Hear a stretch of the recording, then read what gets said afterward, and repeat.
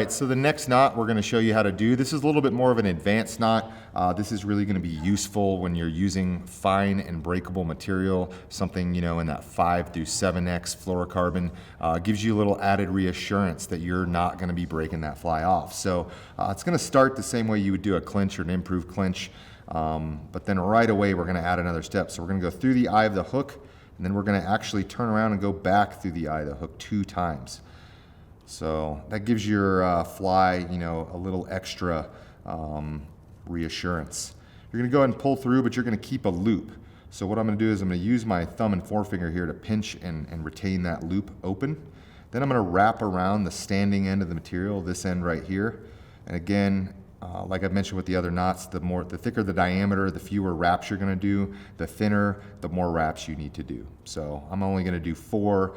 You could do anywhere from 4 to 6 or 8, depending on the diameter of the material.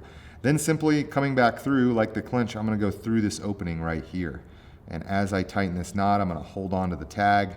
I'm going to form the knot here.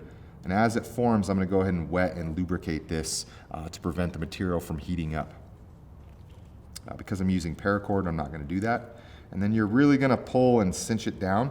This is going to look a lot cleaner if you do this. This is going to look a lot cleaner when you do this with monofilament or fluorocarbon. And then again, when you trim this end here, you're going to want to leave about 1/8 of an inch so that you don't have it pulling through. So real quick, I'm going to show you that again, but I'm going to do it with backing, much thinner diameter material that'll cinch up a lot nicer. It's just going to be a little harder to see. I'm using backing here.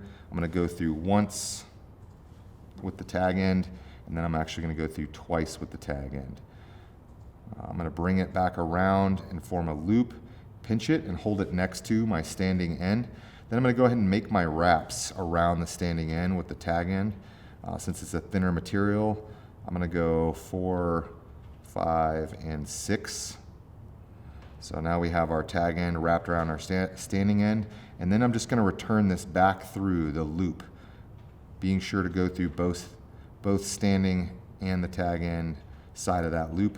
And then I'm going to go ahead and cinch and slide this down, kind of helping use my fingernails here to work it in place. And then, you know, we would lubricate this knot before we give it a full tighten. This is really good for your smaller material because you've got an additional loop going around the hook, especially for those really small hooks that have a small diameter, you know, could have the tendency to weaken and break the material. This is really going to give you an extra amount of reassurance. So that right there is the 2-turn clinch knot, also known as the Trilene knot.